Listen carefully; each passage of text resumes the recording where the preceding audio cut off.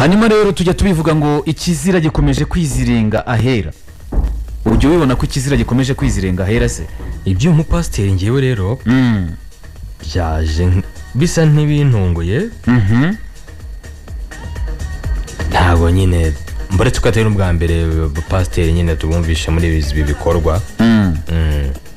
Ariko se ubu umupasiteri ntaba ari gusebya abandi bapasiteri bitwa abapasiteri, ariko n'ubundi cyangwa ari kutwereka mu bo tujya tubona. Njya nkubwira ngo mu bapasiteri 1000 wasangamo ingegera 100, sibyo? Cyangwa ari kutwereka ko muri bandi tubona batubwiriza atari ba miseke igoroye. Ni muri Nyaruguru. Nyaruguru ni kamwe mu turere 8 tugize ntara y'Amajyepfo. Urwego rw'igihugu rw'ubugenzacyaha RIB bemeje ko rwataye muri yombi umupasiteri usanzwe ari umuyobozi ushinzwe ubutaka, imiturire n'ibikorwa remezo mu murenge wa Ruheru mu karere ka Nyaruguru. Uyu nguyu akakurikiranweho icyaha cy'ubwicanyi. Umfatosiye none umupasiteri aha tugeze ubwicanyi. None umutwe w'inkuru uzi kuvuga ngo Nyaruguru umupasiteri yararanye n'umugore w'abandi amupfiraho. Wajya muri iyo paragrafe ya mbere ariyo ridi ugahita none usanga akurikiranyweho icyaha cy'ubwicanyi nyuma yo kurarana umugore w'abandi bwanakeye yamupfiriyeho. Ukibaza se byagenze bite urwo rupfu rw'uwo mugore w'abandi, kandi ubona ko asanzwe ari n'umukozi w'akarere ka Nyaruguru kuko umukozi w'umurenge ku murenge ni umukozi w'akarere. None ukibaza ngo biba byagenze bite koko iyo myambaro ibiri yombi yambaye yagombye kuba ituma ari umuntu nyine uba nkore neza bandebereho, akagaragaza isura nziza mu baturage ayobora, akababera urugero. Uyu mupasiteri yatawe muri yombi kwa 15 Kamena muri uyu mwaka. Umuvugizi w'urwego rw'igihugu rw'ubugenzacyaha RIB Dr Murangira Bitieri yabwiye igitangazamakuru ko uyu mugabo akekwaho iki cyaha nyuma yo gusurwa n'umugore bararanye akaza gupfira mu nzu ye. Uyu mugore rero amakuru avuga ko yamusuye ku itariki 13. Uyu munsi ni 20, ubwo ni mu minsi 7 ishize, ubwo ari kwa gatanu n'ubundi icyumweru gishize. Noneho aza gupfira mu nzu ye, ariko ngo bari bararanye. Ngo bari bararanye pasiteri kabisa. Aravuga ati ndarara nkubwiriza neza cyane ngubwire ikigwa. Buriya ugiye gushira ko yarifashishije nk'imirongo yo muri Bibiliya, ugiye kura nko muri Bibiliya nk'ungushira no gusanga harimo nk'imirongo yifashishaga. Ariko hari umugatipe murutse kumva uri kwitegura no kuba umupapa ari kuvuga ukuntu yakoresheje Bibiliya da atera imitoma muri Bibiliya se arayitwaza kabisa, kandi ngo bivamo rwose. Abantu bakurikiriye by'imbuga nkoranyambaga shobora kuba warabibonye nawe. Ndaza kureba ko nongera kubona ako kana, ariko nigeze kubyumva rero Bibiliya nayo buriya irihagije.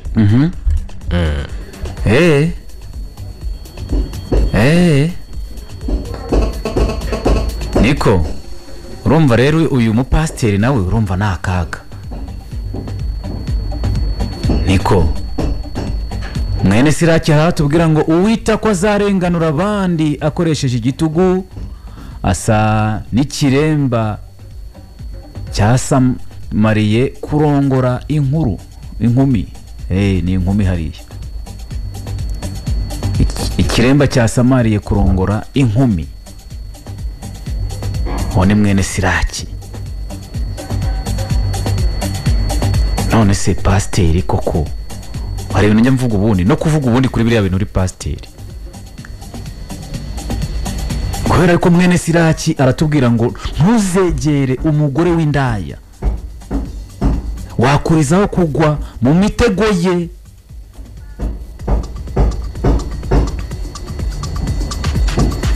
Ntuzibagize abagore b'indaya, wabatsemberaho umurage wawe wose.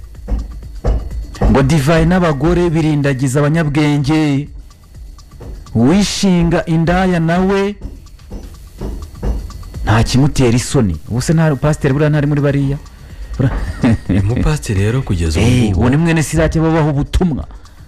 Mwene Siraki ni kimwe mu bitabo biba muri Bibiliya ntagatifu, ariko ntabwo kiba muri Bibiliya yera. Okay niyo mpamvu numvaga ntamuzi kugeza ubu ngubu rero uwafashwe yafungiwe kuri sitasiyo ya RIB ya Muganza mu gihe umurambo wajyanywe gupimwa kugira ngo hamenyekane icyateye urupfu. Ku rundi ruhande ariko amakuru avuga ko nyakwigendera yari yagiye gusura uyu mupasiteri cyane ko bari baziranye kuva kera, aho uyu mugabo yahoze ari umwarimu anabwiriza ijambo ry'Imana i Nyagatare. Uyu mugore yavuye i Nyagatare azi Nyaruguru gusura uyu mugabo. Uyu mugabo ubwo rero wamusuye yaraturutse i Nyagatare aho yari atuye, aho yari yarashatse, yarafite n'undi rugo. Uyu mugore utanga amakuru rero umwe mu babashije kuganira n'itangazamakuru ryageze yavuze ko nyakwigendera yasuye uyu mupasiteri ararayo. Ntawe uzi ngo bakoze iki. So urumva mwuka ntababwira. Can I no jump to the conclusion? We never know. Nigiye perereza rizabigaragaza, ariko urumva perception exception ntabwo byabura, prediction ntabwo yabura. As the human hari umwe mu bantu deretse kuganira yarimo ambwira ikintu cyo kwirinda, then it's better to stay away, kuko muri abantu you never know, anytime anything can happen. So it's better to avoid by staying away.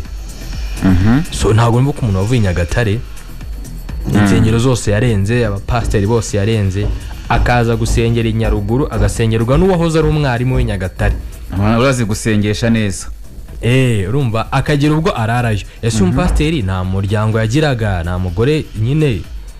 Ibyo n'ibindi bintu umuntu akwiye gutohoza kugira ngo urumva inkuru abe jaji. Hari inkuru nyine ubiburamo icyo bita indyoshya ncyo. Ibi bisubura ubusobanuro bwuzuye, ariko ibyo birungo byagombye kuba bigira icyo byongeraho niba yarasanzwe. Kuko kuvuga ngo yarayo akora iki ntabyo tuzi. Ariko urumva perception itigaragaza ati pasiteri n'umugore utari uwe n'abapasiteri rero nyuma yuko bararanye. Uyu mugabo yagiye ku kazi nk'ibisanzwe, atashye hari mu masaa 11 avuye ku kazi, asanga uyu mugore yikingiranye mu nzu.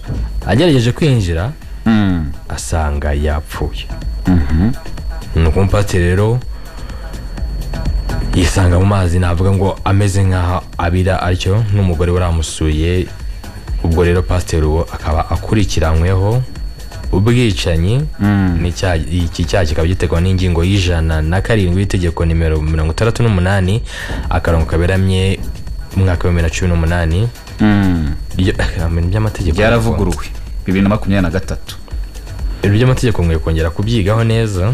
Iyo rya 2018 ariko ryavuguruwe, kuko urumva rivuguruwe n'ubundi byose biragendana, ahubwo ubwo biba byongeyeho kiba kibaye kirekire. Ariko ubundi n'ubundi iyo 2018 niyo twari twarafashe cyane, kuko kubijyanye n'ibyaha n'ubundi bivugwa kenshi, ariko urumva akiyongeraho ko yavuguruwe 2013. Yani ingingo rero 107 y'itegeko nimero 68 akarongo 2018 hanga n'inyo manyandi yo bakoresheje, ariko ubwo ryaravuguruwe mu mwaka wa 2023 ryo kwa 30 Kanama. Bwo ibyo naza kongera mbishake neza n'itegeko ry'ubu ngo, kuko ariko oya n'ubundi n'ibyo n'ubundi uretse kuba barahigize ibyo bihindukamo, ariko n'ubundi iyo ngingo n'ubundi 106 yo ntiyahindutse.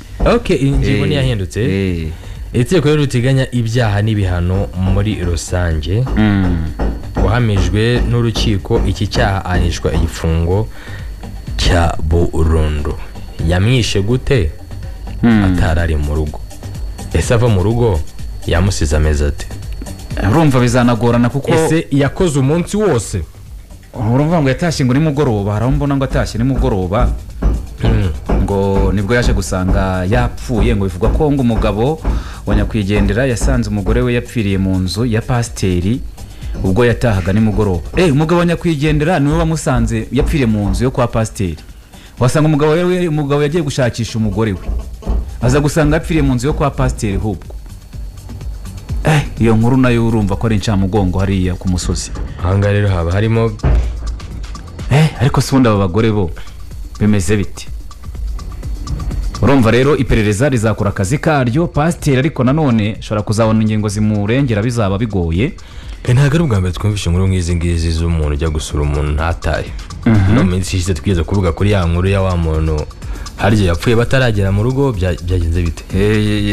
Yapfuye bari mu rugo umusaza ku Kamonyi mu myaka 60 n'ingahe byibuka hariya hejuru wa musaza hejuru ya za Kamonyi kano dore ni hakurya hangarega buri dore unyura hariya ku isoko rya Bishenyi uhita uzamuka umuhanda wo hakurya naho no musaza nawe yacyuye indaya imupfiraho ariko rero mwene Siraki ubonye ko bafitiye ubutumwa rwose abantu bose bajya muri izo ndaya reka nze mbakubita ubutumwa dusanga muri Bibiliya ntagatifu kwa mwene Siraki urumva ko umugabo yari akomeye kuko se ntiyamwise izina yamwitiriye ni igitabo kibamo mwene Siraki agira amagambo akomeye cyane hari n'umuvandimwe twakoranaga yajyaga babwira ngo arabaha ifunguro ry'umunsi ngo dusanga kwa mwene Siraki kuko reba ibintu byose tubamo mu buzima busanzwe usanga mwene Siraki yarabivuzeho hari n'abavuga ko ashobora kuba yarabayeho mu buzima bubishye yarababaye ariko ikintu ugomba gutahana wowe ni dore twinjiye no muri weekend utahane buno butumwa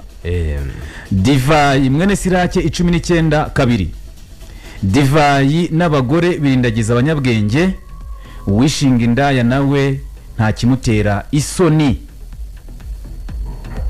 divayi n'abagore birindagiza abanyabwenge uwishinga indaya nawe nta kimutera isoni akire neza ijambo ry'Imana.